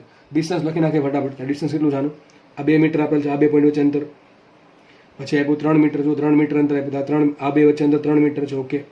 પછી ઓ અને આ જે બળ છે એની વચ્ચે અંતર 1 મીટર છે, તો આ અંતર 1 મીટર છે આ 2 વચ્ચે. પછી આ બળ અને આ બળ વચ્ચે અંતર 1 મીટર, તો આ 2 વચ્ચે અંતર છે, આ પોઈન્ટ અને આ પોઈન્ટ વચ્ચે અંતર છે 1 મીટર, અને છેલ્લે આ પોઈન્ટ અને છેલ્લા પોઈન્ટ વચ્ચે અંતર છે 1 મીટર. બધા અંતર લખી નાખ્યા, બરાબર છે. તો તમે શું કર્યું, જો આપણે જે બળ છે ને 2 કમ્પોનન્ટમાં રિઝોલ્વ કરેલ છે, 2 કમ્પોનન્ટ પાડેલા છે અને ઘટક પાડેલા છે, બરાબર છે. જેથી આપણે દાખલો ગણવામાં થોડુંક ઇઝી રહે. બાકી તમારે ઓથી લંબંતર શોધવું પડે, આ અંતર આ પ્રમાણે, તો પણ તમારો આન્સર આવે ટોર્કના કારણે. પણ એ થોડુંક અઘરું પડે, બરાબર, એટલા માટે આપણે આવું કરી દીધું સિમ્પલ. ચલો તો જો કે એનાથી આન્સર આવી જાય, પણ થોડુંક અઘરું પડશે, મેં કીધું એ પ્રમાણે થોડુંક કેલ્ક્યુલેશન વધારે આવશે મેથેમેટિક્સ. તો આપણે જો ઇઝી રીત થતી હોય તો અઘરી રીત શું કામ કરવી જ જોઈએ, બરાબર. તો આપણે ફટાફટ દાખલો ગણીએ. તો મેં તમને કીધું ટોર્કમાંથી દાખલો કઈ રીતે ગણવાનો. જો પહેલી વાત તો એ પહેલા એવા બધા બળ કાઢી નાખે જેના કારણે કોઈ ટોર્ક ઉત્પન્ન થશે નહીં. ટોર્ક ક્યારે ઉત્પન્ન થાય બળના કારણે, બળ લાગતું હોવા છતાં ટોર્ક ક્યારે ઉત્પન્ન ના થાય. તો આપણને ખબર છે કે જ્યારે બળ છે એની કાર્યરેખા અથવા બળની જે દિશા છે એ જે બિંદુમાંથી ટોર્ક શોધવાનું છે એ બિંદુમાંથી ડાયરેક્ટલી પસાર થાય, બે વચ્ચે કંઈ અંતર જ ના હોય, ટૂંકમાં લંબંતર 0 હોય, ત્યારે બળના કારણે ટોર્ક ઉત્પન્ન થશે નહીં. તો જો તમે જોઈ શકો છો આજે 25 √3નું જો બળ છે એ ધીમે ધીમે આગળ વચ્ચે ક્યાંથી પસાર થશે, ઓમાંથી પસાર થશે. તો આ બળ અને ઓ વચ્ચે કોઈ લંબંતર છે નહીં, તો આના કારણે કોઈ ટોર્ક આવશે નહીં, તો આના કારણે ટોર્ક 0. એ રીતે જો 50 ન્યૂટનનું બળ અને પાછળ લંબાવો ક્યાંથી પસાર થશે, ઓમાંથી, તેના કારણે કોઈ ટોર્ક આવશે નહીં. ચલો એના કારણે ટોર્ક નહીં આવે. પછી આ 50 ન્યૂટનનું બળ બીજું ઓલરેડી લાગતું હતું, જો અહીં દેખાડું છું, આ દેખાડેલું છે, તો એ પણ ક્યાંથી પસાર થશે, ધીમે ધીમે આગળ વધતા ક્યાંથી પસાર થશે, ઓમાંથી પસાર થશે, તો એના કારણે પણ ટોર્ક 0 આવશે. તો આપણે કેટલા બળ રહ્યા કે જેના કારણે ટોર્ક શોધવાનું છે, 100 ન્યૂટનનું, 25 ન્યૂટનનું, 50 √3 અને 80, આટલા બળ રહ્યા કે જેના કારણે તમારે ટોર્ક શોધવાનું છે. ચલો આગળ વધીએ ફટાફટ. આપણે જુઓ તો શું કરવાનું, જુઓ બળને પહેલાં પકડવાનું, દિશા ક્યાં છે, નીચે છે કે ઉપર, એક એક બળ પકડવાનું અને ફટાફટ ગણતરી કરતી જવાનું. ચલો તો 100 ન્યૂટનનું બળ ક્યાં છે, નીચે છે, નીચેને ખેંચો, નીચે ખેંચીને ક્યાં ફેરવવાનું, ઓ તરફ ફેરવો. ચલો અને ફેરવો ઓ તરફ, આ પ્રમાણે ફરશે. કઈ દિશામાં ફરશે, આ વિષમ ઘડી, જો આમ દેખાય કે નહીં, કઈ દિશામાં ફરશે, વિષમ ઘડી દિશામાં. તો આ ટોર્ક કેવો, ધન આવશે કે ઋણ આવશે, લખી નાખો ટોર્ક 1, અથવા કુલ ટોર્ક લખું છું, ટોર્ક બરાબર એક સ્ટેપમાં લખતું જવાનું. આની પહેલાં જે લેક્ચરમાં દાખલો ગણાવેલો એમાં તમને ટોર્ક 1, ટોર્ક 2, ટોર્ક 3 એવું તમને ફાઇન્ડ કરતા શીખવાડ્યું હતું. એક જ સ્ટેપમાં કઈ રીતે લખવું એ શીખવાડું. ચલો હવે તો 100 ન્યૂટનનું બળ છે, કેટલું અંતર છે એનું, 2 ને 3 5, કેટલું અંતર છે ઓથી, જો કેટલું અંતર છે 5 મીટર, આ 2 મીટર, આ 3 મીટર, કુલ અંતર છે 5 મીટર. તો 5 મીટરનું અંતર છે, લંબ અંતર છે, અને બળ કેટલું છે 100, તો 100 ગુણ્યા થાય 500, શું થાય 100 ગુણ્યા 5 થાય 500. તો આપણે કેટલું ટોર્ક લગાડશે, 500 ન્યૂટન મીટરનું ટોર્ક લગાડશે. હવે નક્કી એ કરવાનું કે ધન છે કે ઋણ. તો ચલો કઈ દિશામાં ફેરવશે, વિષમ ઘડી દિશામાં ફેરવશે. અને તમે આપણે ધારેલું છે કે વિષમ ઘડીનું ટોર્ક ઋણ લ્યો તો શું આવશે, +500, તો આવશે +500. એકનું કામ પૂરું. ચલો બીજું લઈએ. બીજું બળ છે 25 ન્યૂટનનું, અંતર કેટલું એનું 3, આ લંબંતર જ છે. જો આ બધું હવે કયું આવશે, બધા અંતર લંબંતર જ છે, એટલે 25 ગુણ્યા 3 75, બળ ગુણ્યા લંબંતરને કહેવાય ટોર્ક. તો હવે આના 25 ન્યૂટનના કારણે ટોર્ક કેટલું ઉત્પન્ન થાય, 75 ઉત્પન્ન થાય. હવે નક્કી એ કરવાનું ધન છે કરવાનું, તો શું કરવાનું, ફેરવો, કોની આસપાસ, ઓ આસપાસ ફેરવો. કેમ ફરશે, સમઘડીમાં, બરાબર, સમઘડીમાં, તો શું આવશે -75. નેક્સ્ટ આગળ વધીએ તો 50 √3નું બળ છે, એનું અંતર કેટલું છે 1 મીટર, તો ટોર્ક કેટલું આવશે 50 √3, કેટલું આવશે 50 √3. અને ચલો ફેરવી જોઈએ, તો ફેરવો, કેટલી ફેરવશે, આ ઓની આસપાસ ફેરવો, પકડીને ઓની આસપાસ ફેરવો, શું મળશે, સમઘડી, તો કેવું છે -50 √3 ગુણ્યા, એટલે શું આવશે 50 √3. નેક્સ્ટ છે 50 ન્યૂટનનું બળ, જો કે ગણવાનું નથી થતું કારણ કે એ ડાયરેક્ટલી પછી ઓમાંથી પસાર થાય છે. તો છેલ્લે વધશે ખાલી 80 ન્યૂટનનું બળ. ચલો શું કરશું, 80 ને પકડીને ક્યાં પહેલાં ગણી લઈએ આપણે અંતર. તો 1 મીટર આ, 2 મીટર આ, 1 મીટર, 1 મીટર ને 1 મીટર, કુલ કેટલું થાય 3 મીટર. તો ટોર્ક આવશે 80 ગુણ્યા 3, સુધા 8 તેરી 24, તો 240 ન્યૂટન મીટરનું ટોર્ક આવશે. ધન કે ઋણ ચલો ડિસાઇડ કરીએ આપણે. તો 80 ન્યૂટન ઉપર તરફ છે, તો ઉપરથી એને ક્યાં ફેરવશું, ઓ તરફ ફેરવો, તો ક્યાં ફરશે, વિષમ ઘડી દિશામાં. તો શું છે, પ્લસ 240. તો આ તમારું થઈ ગયું નેટ ટોર્ક, બરાબર છે. તો ટોર્ક ઇઝ ઇક્વલ ટુ, ચલો વ્યવસ્થિત લખીએ તો 500 માઇનસ 75. આપણે આનો વહીવટ કરવાનો છે 50 √3. √3 શું હોય, 1.73. ચલો હું જે બોલું છું ત્યાંથી સાંભળજો કે તો વહીવટ કરો, આપણે પેન પકડા વગર કરવાનો છે. તો 50 × √3, √3 શું 1.73, અથવા તમે ગણતરી માટે 1.7 પણ લખી શકો છો. આપણે 1.73 લઈએ, 1.73 ગુણ્યા 10, 17.3 થઈ ગયા. કેટલા થઈ ગયા, 17.3.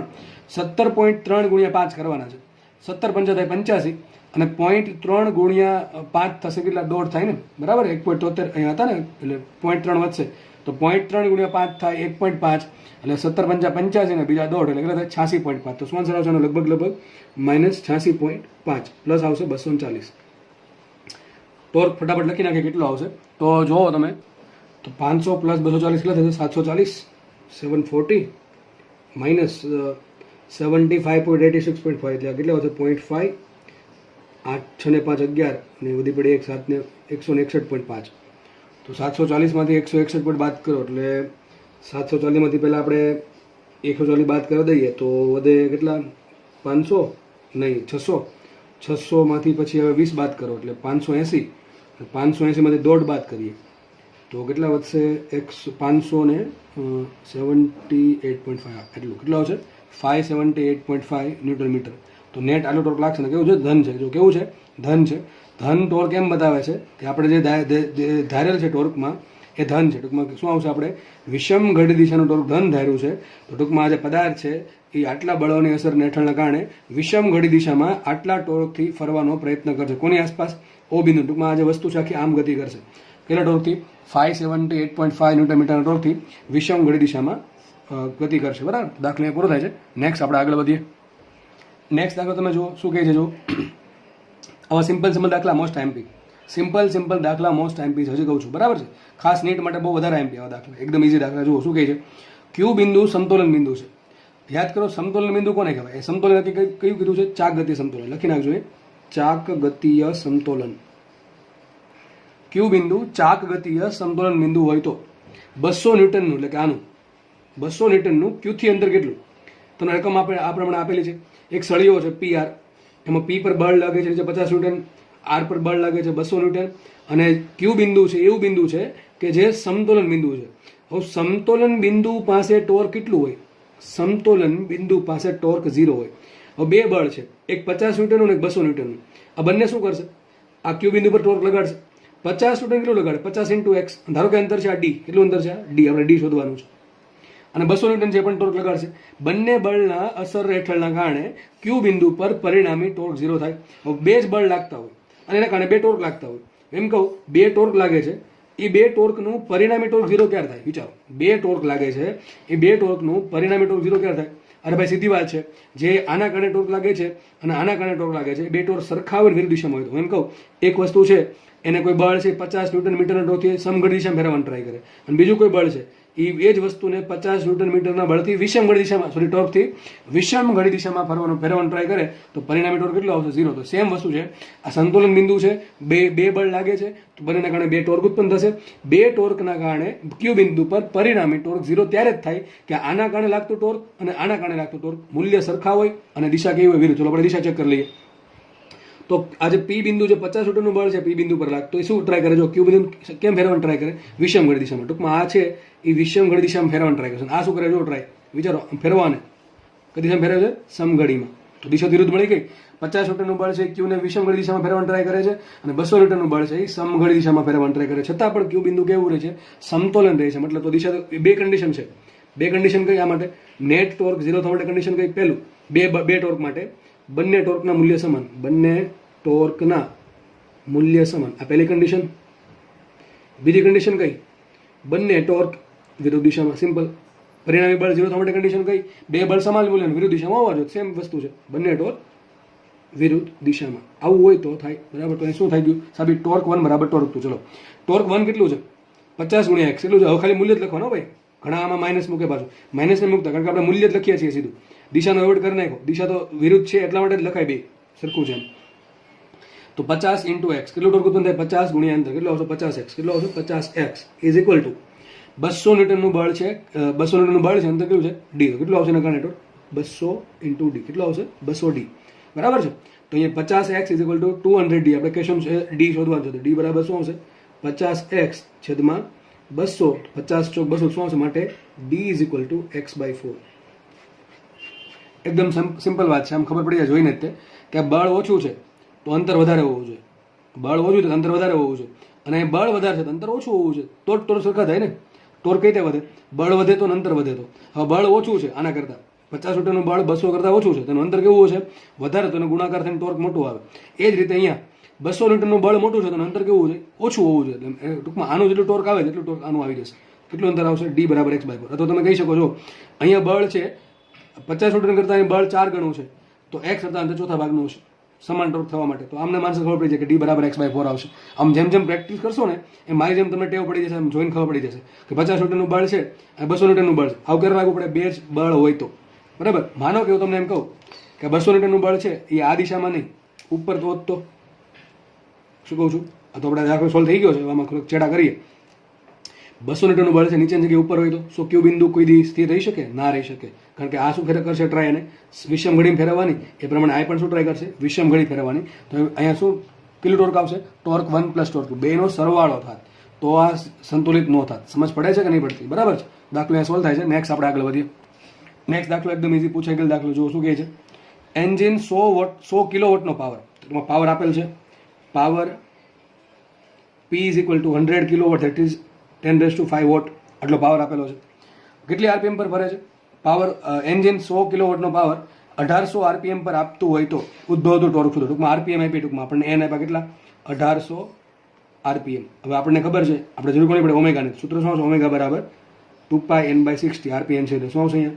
2π ગુણ્યા 1800 છેદમાં આવશે 60. તો માટે ઓમેગા ઇઝ ઇક્વલ ટુ કેટલા આવશે? જો આ બે એક તો મીંડું ગયો અને 6 × 30 આવશે. 30 ગુણ્યા 2π, 30 ગુણ્યા 2 60π. શું આન્સર આવશે? 60π રેડિયન પર સેકન્ડ. ફરીથી કહી દો. આરપીએમ આપેલા શું કરવાનું? 2πn/60. આરપીએસ આપે તો 2πn અને આરપીએચ આપે તો 2πn/3600. બધું લાસ્ટ લેક્ચરમાં ભણાવેલું છે, હું વધારે ડિસ્કસ નહીં કરું અહીંયા. તમે જો લેક્ચર ના જોયો હોય તો મહેરબાની કરીને જોઈ લો, એટલે તમને આવડી જશે. બરાબર. તો omega is equal two 2πn/60. 2π × 1800 છેદમાં 60. 1800 ભાગ્યા 60 કેટલા થાય? 30. અને 30 ગુણ્યા 2 60 × π. તો કેટલો આવશે? 60π રેડિયન પર સેકન્ડ. વિચારો તમને પાવર આપેલો છે, ઓમેગા આપેલો છે, ટોર્ક શોધવાનું છે. ચલો સૂત્ર ભૂલાઈ ગયું. સૂત્ર ભૂલાઈ ગયું આવું કાંઈ તો આ તો યાદ હોય ને. પાવર બરાબર શું થાય? બળ ગુણ્યા વેગ. શું થાય? પાવર બરાબર બળ ગુણ્યા વેગ. Force into velocity. Exactly F.V આવશે, પણ અત્યારે અહીંયા આપણને ડાયરેક્શન કે થીટાની કંઈ વેલ્યુ નથી આપી, એટલા માટે સૂત્ર આપણે શું રાખશું? બળ ગુણ્યા વેગ. તો સેમ સૂત્ર બનાવતા શીખો. અહીંયા શું થાય? પાવર બરાબર શું થાય? બળની જગ્યાએ આવે ટોર્ક અને વીની જગ્યાએ આવે ઓમેગા. તો સિમ્પલ સૂત્ર શું બન્યું? Power is equal to tau into omega. લખાય માટે power is equal to tau into omega. તો આપણે ટો શોધવા માટે શું કરવું પડે? Tau is equal to power by omega. શું આવશે? Power by omega. માટે tau is equal to power કેટલો છે? 10⁵ એટલે કે 1 લાખ વોટ. કેટલો છે? 10⁵ છેદમાં આવશે 60π. આટલું ન્યૂટન મીટરનો ટોર્ક હશે. હવે ઓપ્શન જો આપણે એક તો કામ કરીએ, આપણે ઉપર 10⁵ છે, નીચે 60 છે, એટલે એક મીંડું ઉડી ગયું.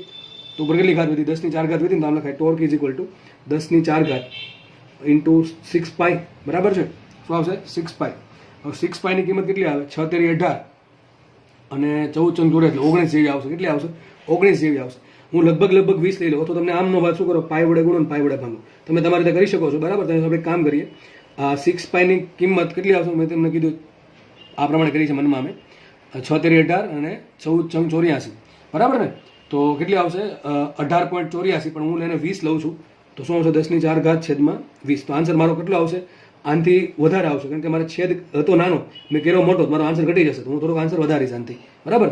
તો આપણે 10⁴ છેદમાં 20 છે એટલે 100 ભાગ્યા 100 ગુણ્યા 100 છેદમાં 20 થાય. 100 ભાગ્યા 20 ને કહેવાય 5. 100 ભાગ્યા 20 ને કહેવાય 5 અને 5 ગુણ્યા 20 એટલે શું આવશે? 500. 500 તો થોડોક આન્સર વધારે, તો આપણે 510 લખી નાખીએ. કેટલો લખી નાખીએ? 510 ન્યૂટન મીટર. લગભગ આન્સર શું આવશે? 500 ની આસપાસ. તો શું આન્સર આવશે? 510 ન્યૂટન મીટર. દાખલો અહીંયા જો એકદમ ઇઝી દાખલો અહીંયા સોલ્વ થાય છે. આપણે નેક્સ્ટ દાખલા તરફ આપણે આગળ વધીએ. નેક્સ્ટ દાખલો છે બહુ મોસ્ટ ટાઈમ પી આવો દાખલો 100% તમારા પેપરમાં પૂછાશે જ, બરાબર છે. કોઈકના ભાગમાં દાખલો આવો આવશે જ. ચલો શું કહે છે જુઓ, દાખલો એકદમ ઇઝી છે. ડબલ્યુ વજન ધરાવતા સળિયાને બે સપોર્ટ આપેલા છે. એક તો એ સપોર્ટ છે અને એક સપોર્ટ બી છે. સપોર્ટ એ અને બી દ્વારા સંતુલિત કરેલા છે, સંતુલિત સમક્ષિતિજ અવસ્થામાં રાખેલ છે. ટૂંકમાં એક સળિયો છે, સપોઝ કે આ પેન છે. એ પેન આ પ્રમાણે ગોઠવેલ છે, આ હવામાં છે એક્ઝેક્ટલી. હવામાં ગોઠવેલી એટલે શું કરશું, નીચે આપણે સળિયા ગોઠવશું બે. એક સળિયો, એક સપોર્ટ આપ્યો નીચે એ, એક બીજે નીચે સપોર્ટ આપ્યો બી. સમજ પડે છે? આપણે આમ જોશું એટલે ટૂંકમાં આવું કંઈક થઈ શકે. એક સળિયો છે, બરાબર છે, એક સળિયો, સપોઝ સળિયો છે, એનું વજન આપણે મોટો સળિયો દોરી દઈએ, સોરી, થોડુંક સમજવામાં ઇઝી રહે. આખો સળિયો છે એક, આ એનો થઈ ગયો મિડ પોઈન્ટ, બરાબર. ઓકે, ચલો. એક સળિયો છે, એનું વજન કેટલું ડબલ્યુ. ડબલ્યુ લાગતું ક્યાં હોય? નીચે તરફ. ક્યાં લાગે? નીચે તરફ. અને ક્યાંથી લાગે? સેન્ટર ઓફ માસ તરફથી. સળિયાનું સેન્ટર ઓફ માસ ક્યાં હોય નોર્મલ કન્ડિશનમાં? એની ઘનતા અચળ હોય તો સેન્ટર ઓફ માસ ક્યાં હશે? એની સેન્ટરમાં હશે, એટલે ક્યાં આવશે? અહીંથી બળ લાગે કયું? ડબલ્યુ. વિચારો, પેન આમ મૂકેલી છે, હવામાં ગોઠવેલી છે, બરાબર. હું મૂકી દઈશું, નીચે પડશે. નીચે શું કામ પડે? ડબલ્યુ ખેંચે એટલે. તો નીચે ન પડે એના માટે શું કરવું પડે મારે? વિચારો, સપોર્ટ આપવો પડે. હવે બે સપોર્ટ આપ્યા, એક સપોર્ટ કયો આપ્યો? એક સપોર્ટ આપ્યો એ અને એક સપોર્ટ આપ્યો બી. ચલો, સપોર્ટ આપ્યા છે એ અને બી દ્વારા સંતુલિત સમક્ષિતિજ એટલે કે હોરિઝોન્ટલ કન્ડિશનમાં રાખેલો છે. આગળ લખે છે એ અને બી વચ્ચેનું અંતર ડી છે, સ્મોલ ડી છે, તથા એનું સેન્ટર ઓફ માસ, ત્યાં સીએમ લખ્યું છે, એનું સેન્ટર ઓફ માસથી અંતર એક્સ છે. સપોઝ કે અહીંયા સપોર્ટ આપ્યો મેં એ, અહીંયા સપોર્ટ આપેલો છે એ. હવે એ સપોર્ટ શું કરે? ઉપર તરફ બળ લગાડે. અહીંયા સપોર્ટ આપેલો છે એ, આ સપોર્ટ એ છે, આ સપોર્ટ છે એ. ઓકે. અને બીજો સપોર્ટ આ બાજુ જશે કે સપોર્ટ અહીંયા અપાય, અહીં સપોર્ટ અપાય બીજો, અરે તો 100% પડી જશે નીચે. સપોર્ટ ક્યાં આપવો પડે? બળ, જે વજન બળ છે ને આ બાજુ. તો કોમન સેન્સની વાત છે, અને કોમન સેન્સ ન હોય તો હું તમને સાબિત પણ કરી દઉં કે ન્યાજ કેમ આપવો પડે. બીજો સપોર્ટ આપણો બી અહીંયા આપ્યો છે, બરાબર. બી સપોર્ટ છે અહીંયા આપેલો છે. હવે એ છેડા પર હોઈ શકે, બંને છેડા પર હોઈ શકે, કોઈ પણ જગ્યાએ હોઈ શકે, આપણને એક્ઝેક્ટલી ખબર નથી. આ લોકો એમ લખે છે કે એ અને બી વચ્ચેનું અંતર ડી છે. ટૂંકમાં એ અને બી આ જે અંતર છે કુલ એ કેટલું છે? ડી અંતર છે. ઓકે. અને એનું સેન્ટર ઓફ માસથી અંતર એક્સ છે. સેન્ટર ઓફ માસ અહીંયા છે, ત્યાંથી એનું અંતર કેટલું છે? એક્સ. તો આ અંતર આપ્યું એક્સ. વિચારો, આ અંતર એક્સ છે આટલું, આ અંતર આખું ડી છે, તો આ અંતર કેટલું હશે? D minus x. કેટલું હશે અંતર? D minus x. તો આટલી ખબર પડી ગઈ. ચલો આગળ વધીએ આપણે. તો એ પાસે ઉદ્ભવતું લંબ પ્રત્યાઘાતી બળ એટલે કે નોર્મલ રિએક્શન શોધો. વિચારો, આ બળ કોણ લગાડશે? Gravitation force લગાડશે. કોના પર લગાડશે? સળિયા પર. એ જ રીતે આ સપોર્ટ આપે છે. કોણ સપોર્ટ આપે છે? એ અને બી સપોર્ટ છે, એ આખા સળિયાને સપોર્ટ આપે છે. તો એના કારણે સળિયા પર બળ ક્યાં લાગે? નીચે લાગે કે ઉપર લાગે? વિચારીને કહો. આ સપોર્ટના કારણે તમે અત્યારે કોઈ જગ્યા પર બેઠા છો, તો સપાટી બેઠા હશો, બરાબર. તો સપાટી દ્વારા તમારા પર ક્યાં બળ લાગશે? નીચે તરફ કે ઉપર તરફ? અરે ઉપર તરફ લાગે. એને શું કહેવાય? Normal force, reaction force, N, બરાબર. એ જ રીતે આ સપોર્ટ છે એ સળિયાને નીચે નહીં પડવા દે. સળિયો છે એ સપોર્ટ પર નીચે બળ લગાડશે, એટલે સપોર્ટ છે એ સળિયા પર ઉપર બળ લગાડશે. એટલે તો એને આપણે કહેવાય શું કહેવાય ઇંગ્લિશમાં? રિએક્શન કહેવાય. શું કહેવાય? રિએક્શન. ધારો કે રિએક્શન ઉત્પન્ન થઈ આર એ. એ શું બતાવે છે? એ સપોર્ટના કારણે ઉદ્ભવતી આ બિંદુ પરની રિએક્શન. અને એ જ રીતે આ જે સપોર્ટ છે એ ઉપર તરફ બળ લગાડશે આર બી. શું લગાડશે? R B. તો બે રિએક્શન આવશે, એક તો આવશે આર અને એક આવશે આર બી. હવે જુઓ, સળિયો નીચે જાય છે. હવે માનો કે આ પેન છે, બરાબર. પેનને આપણે નીચે સપોર્ટ આપેલ છે, એક એ સપોર્ટ છે, નીચે બી સપોર્ટ છે. એના કારણે રિએક્શન આવી આર એ ઉપર તરફ, બીના કારણે રિએક્શન આવી ઉપર તરફ આર બી. નીચે કેટલું બળ લાગે? બી. સળિયો ઉપર જાય છે? ના. સળિયો નીચે જાય છે? ના. તો આવું ક્યારે થાય? જેટલું બળ ઉપર લાગે છે એટલું બળ નીચે લાગતું હોય તો ઉપર કેટલું બળ લાગે? કુલ આર એ પ્લસ આર બી. નીચે કુલ કેટલું બળ લાગે? બી, સોરી ડબલ્યુ. તો કુલ કેટલું બળ લાગશે નીચે તરફ? ડબલ્યુ. ઉપર તરફ કેટલું? R A plus R B. તો લખાય શું? R A plus R B is equal to W. આને કહેવાય સમીકરણ નંબર 1. વિચારો, મારે કેટલી વસ્તુ શોધવાનું છે? શોધવાની હકીકત એક જ વસ્તુ છે. કયું? એ પાસે ઉદ્ભવતી લંબ પ્રત્યાઘાતી બળ. તો દાખલો 2 તે સોલ્વ થાય છે. તો એક તો બે વસ્તુ શોધવા માટે મિનિમમ 2 સમીકરણ જોઈએ. તો એક કામ કરી શકો તમે, પહેલાં તો આર એ શોધી શકો, કાં તો તમે આર બી શોધી શકો. કઈ રીતે? કઈ રીતે? ધ્યાનથી સાંભળો, ધ્યાનથી સાંભળજો ભાઈ. માનો કે મારે આર એ શોધવું છે, તો આર એ તો જ મળે જો મને આર બી ઘડીક ભૂલી જાવ તો. હવે આર બી ક્યારે ભૂલાય? વિચારો, હું એમ કહી દઉં કે એમ કહું સળિયો ફરશે, સળિયો આ પેન આમ પડેલ છે, પેન ફરશે કે નહીં ફરે? પેન તો ફરવાની નથી, આમ પડેલી છે. એટલે ચલો આ બિંદુ પર ટોર્ક કેટલું? 0. પેન ફરતી જ નથી, આખી પેન સ્થિર છે. તો આખામાં ક્યાંય ટોર્ક ઉદ્ભવશે? ના. તો કોઈ પણ બિંદુ લો, એ બિંદુ પર ટોર્ક કેટલું છે? 0. ચલો આ વચ્ચે ટોર્ક કેટલું? 0. અહીંયા ટોર્ક કેટલું? 0. કોઈ પણ બિંદુ પર ટોર્ક કેટલું? ટૂંકમાં 0. ટૂંકમાં બી બિંદુ પર ટોર્ક કેટલું છે? 0 છે. ચલો એક કામ કરીએ, તમારે જો આર બી કાઢવું ને તો બેનિફિટ એ છે, તમે જો બી પર ટોર્ક લ્યો તો આરબી ના કારણે બી પર ટોર્ક કેટલો આવશે? 0, કારણ કે આરબી જ પસાર થાય છે, બી પોઈન્ટમાંથી પસાર થાય છે. તો આરબી તમારે હટાવી દેવું હોય તો ક્યાં હકીકત, માનો કે તમારે આર એ શોધવું છે તો તમારે ટોર્ક લેવાનું બી પર. કારણ શું? આરબી નીકળી જશે ઓટોમેટિક. કેમ? આર એ ના કારણે બી પર ટોર્ક અને ડબલ્યુ ના કારણે બી પર ટોર્ક, બે ટોર્ક કેવા હોય? સરખા અને પરસ્પર વિરુદ્ધ. તો આરબી ના કારણે બી પર ટોર્ક તો 0 થઈ જશે. સમજ પડે છે? તો એક કામ કરીએ, માનો કે આર એ શોધવું છે તમારે, તો તમારે શું કરવાનું? બી પર ટોર્ક લેતા, બી બિંદુ પર ટોર્ક લેતા. ચલો બી બિંદુ પર ટોર્ક લઈએ તો બી બિંદુ પર ટોર્ક લઈએ તો કુલ બળ કેટલા? 3 બળ છે. એક તો આર એ છે, એક ડબલ્યુ છે અને એક આરબી છે. હવે આરબી ના કારણે બી પર ટોર્ક કેટલું? 0. આરબી ક્યાંથી પસાર થાય છે? બી પોઈન્ટમાંથી પસાર થાય, એના કારણે ટોર્ક કેટલું હશે? 0. વધ્યા કયા? 2 બળ વધ્યા, એક આર એ વધ્યા અને એક ડબલ્યુ વધ્યા. ચલો આર એ શું ટ્રાય કરે છે? What is R A is trying to doing is, શું કરે? જો આર એ છે એને ફેરવો, ક્યાં? કોની બાજુ? બી તરફ ફેરવો. કઈ બાજુ ફેરવશે? સમઘડી. કઈ દિશા છે? સમઘડી છે ને, કઈ દિશામાં ફેરવવાનું ટ્રાય કરે છે? ટૂંકમાં આ છે એ સમઘડી દિશામાં આ સળિયાને ફેરવવાનું ટ્રાય કરે છે. એનો સામનો કોણ કરશે? ડબલ્યુ. ચલો ડબલ્યુને ફેરવો બી બાજુ, શું કરશે? વિષમઘડી દિશામાં. તો આ ડબલ્યુ છે એ વિષમઘડી દિશામાં ફેરવવાનું ટ્રાય કરે છે. હવે સળિયો ફરે કે નથી ફરતો? નથી ફરતો. કેમ? સંતુલિત અવસ્થામાં લખ્યો છે, સંતુલિત સમશીતોષ અવસ્થામાં છે.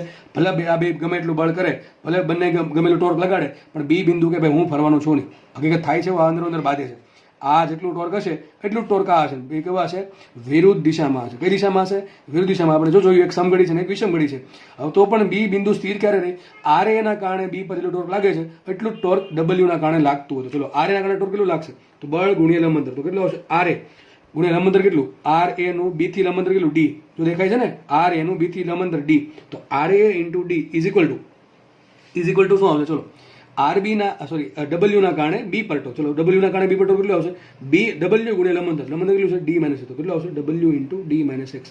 હમણાં દાખલો ગણાયો એને જેવો દાખલો છે, તો કરતા બને કે ન બને? તો શું આન્સર આવશે? આર એ બરાબર ડબલ્યુ કાઉન્સમાં D minus x by D. કેવો મસ્ત આન્સર આવી ગયો, એકદમ ઇઝી. આમાં કઈ આરબી નેડું? આરબી નેડું જ નથી. કેમ?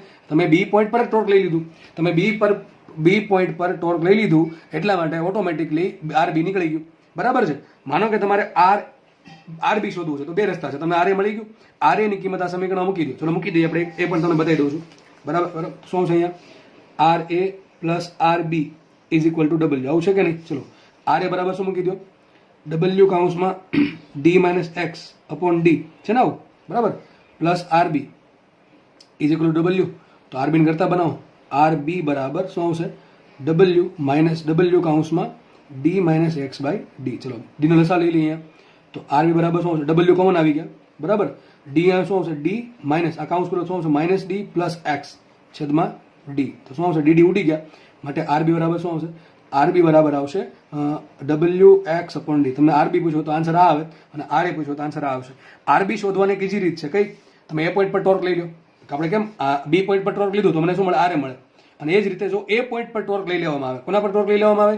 એ પોઈન્ટ પર ટોર્ક લઈ લેવામાં આવે તો મને ડાયરેક્ટ શું મળે? આરબી. ચલો આપણે આ અથવા કરીને કહું છું, અથવા કરીને. એક રીત તો આ છે, બે સમીકરણ બનાવ્યા. એક સમીકરણ આપણે એક ટોર્કનું સમીકરણ બનાવ્યું, એના પરથી મને ડાયરેક્ટ આર મળી ગયું. અને એક સમીકરણ કોણ બનાવશું? એક સમીકરણ બનાવશું આપણે બળવાળું, કે નીચે તરફ બળ જેટલું લાગે છે એટલું તરફ ઉપર તરફ બળ લાગતું હશે. એક તો આ થઈ ગયું. બરાબર છે? અને એના પરથી આર મળ્યું, આર પરથી શું મળ્યું? આરબી મળ્યું. એક રીત તો આ થઈ ગઈ. હવે માનો કે તમને ડાયરેક્ટલી આરબી જોવે છે તો શું કરો? મેં તો એમને કીધું એમ, એ પોઈન્ટ પર ટોર્ક શોધો. ચલો એ પોઈન્ટ પર ટોર્ક કોણ લગાડે? 3 વસ્તુ લગાડે. એક તો આર એ, એક ડબલ્યુ અને એક આરબી. એમાં આર એ ના કારણે પોતાના જ પોઈન્ટ પર ટોર્ક કેટલું આવશે? 0. કારણ કે આર એ છે ક્યાંથી પસાર થાય છે? એ માંથી પસાર થાય છે. એટલે આર એ ના કારણે એ પર કોઈ ટોર્ક આવશે નહીં. તો આર એ ના કારણે એ પર ટોર્ક કેટલું? 0. હવે કેટલા બળ વધ્યા? 2 બળ વધ્યા. એક બધું ડબલ્યુ અને એક બધું આરબી. ચલો ડબલ્યુ છે એ ક્યાં બળ લગાડશે? વિચારો. સોરી, ક્યાં ટોર્ક લગાડશે? તો ફેરવો. કઈ બાજુ ફેરવો? આ બાજુ. કઈ બાજુ ફેરવશે? સમઘડી દિશામાં. ટૂંકમાં ડબલ્યુ છે એ પોઈન્ટને કારણે, એ પોઈન્ટને અનુલક્ષીને સળિયાને સમઘડી દિશામાં ફેરવવાની ટ્રાય કરે છે. કેટલા ટોર્કથી? W into x. કેટલું બળ? કેટલું છે? ડબલ્યુ. અંતર કેટલું? એક્સ. તો એના કારણે કેટલું ટોર્ક આવશે? W into x. કેટલું આવશે? W into x. ચલો બી પોઈન્ટ છે એ એની બી પોઈન્ટનું અને સોરી આરબીનું એને અનુલક્ષીને ટોર્ક શું આવે? તો ફેરવો આ બાજુ. કઈ રીતે ફરશે? જુઓ કેમ ફરશે? વિષમઘડી. ડબલ્યુ ફેરવતું હતું સમઘડી, આરબી ફેરવે છે વિષમઘડી. બેનું શું થાય? બે વિરુદ્ધ દિશામાં છે અને સરખા મૂલ્યમાં હોય તો જ એ પોઈન્ટ પાસે ટોર્ક 0 હોય. તો આના કારણે ટોર્ક શોધો. કેટલો આવશે? વિષમઘડી. ટોર્કનું મૂલ્ય કેટલું આવશે? આરબી ગુણ્યા અંતર. લંબ અંતર કેટલું છે? ડી. કેટલું અંતર છે આરબી નું? એ થી કેટલું અંતર આવશે? ડી. તો શું આવશે અહીંયા? RB into D. ચલો કરતા બનાવો આરબી ને. આરબી બરાબર શું આવશે? W X by D. ઉપર નજર કરીને જુઓ, ઉપર નજર કરીને જુઓ આન્સર સેમ આવ્યો. આવ્યો કે આન્સર? જો આ આન્સર આવ્યો, બેઠો આન્સર આવશે. તો રીત ગમે એ હોય, સાચી રીત હોય, સાચો કોન્સેપ્ટ હોય કે સાચું ફંડામેન્ટ્સ હોય, કોઈ દી આન્સર ખોટો આવે નહીં. આ પછી તુક્કા મારવા પડે જો આપણે રીત સાચી ન હોય તો મેં તમને બે રીત કીધી. હજી એક રીત છે. એ રીત કઈ છે? જો એક સમીકરણ બન્યું RA + RB = W. ઘણા કેસ સર અમે અહીંયા ટોર્ક લઈએ તો કંઈ વાંધો નહીં, RA ના કારણે ટોર્ક લાગશે, અહીંયા RB ના કારણે લાગશે. બે ટોર્ક કેવા હોય? સરખા હોય. તમને અહીંયા RA અને RB સ્વરૂપે આન્સર આવશે. અહીંયાથી RA RB મળી ગયું સમીકરણ, આવું સમીકરણ આવશે. RA × X = RB × D - X. એના પરથી RA કે RB કરતા બનાવો અને એમાંથી કિંમત અહીંયા મૂકો તો તમને સેમ આન્સર મળશે. એ રીત થોડીક લેન્ધી પડશે. એના કરતાં ફિક્સ રીત કીધું. કઈ જો કહું તમને, માનો કે શું કીધું અહીંયા, A પાસેની રિએક્શન શોધો. તો મારે RA શોધવું હોય તો B પાઈ ટોર્ક લઈ લેવાનું, જો RB શોધવું હોય તો A પાઈ ટોર્ક લઈ લેવાનું. સમજ પડે કે નહીં પડતી? બરાબર છે. તો દાખલા સોલ્વ થાય છે. અને આવા દાખલા તમારે હજુ પ્રેક્ટિસ કરવા પડશે. એક બે દાખલાથી કોઈ કામ ચાલશે નહીં. એ કામ તમારું છે. બરાબર છે. જ્યાંથી પણ મળે, બરાબર, કોઈ પણ મટીરિયલમાંથી ગોતો, અને મટીરિયલ ના હોય તો મને ક્વેશ્ચન કરો, હું તમને આપીશ. બરાબર છે. સજેસ્ટ કરીશ મટીરિયલ. LN સોલ્વ કરી શકો તમે. તો જેટલા બી દાખલા ટોર્કના સોલ્વ કરી શકાય એટલે સોલ્વ કરો. અને આ લેક્ચરમાં આપણે આટલું રાખીએ. નેક્સ્ટ લેક્ચરમાં આપણે હજી જે એક બે દાખલા છે ટોર્કના એ તમને ભણાવી અને નવો ટોપિક સ્ટાર્ટ કરીશું. તો લેક્ચર બધાને 100% પસંદ પડ્યો જ હશે. બરાબર છે ને? લેક્ચર તમારા મિત્રો જોડે પણ તમે શેર કરી શકો છો. અને લેક્ચર જોવા બદલ બધાનો ખૂબ ખૂબ આભાર, ધન્યવાદ. Thank you so much. અને થોડુંક સ્વાસ્થ્ય જાળવવું. સ્વાસ્થ્ય હશે તો જ આપણે કંઈક આગળ મહેનત કરી શકશું, તમે અને હું બધા. તો થોડુંક સ્વાસ્થ્ય જાળવવું. અને લેક્ચર જોવા બદલ ફરીથી બધાનો આભાર. Thank you.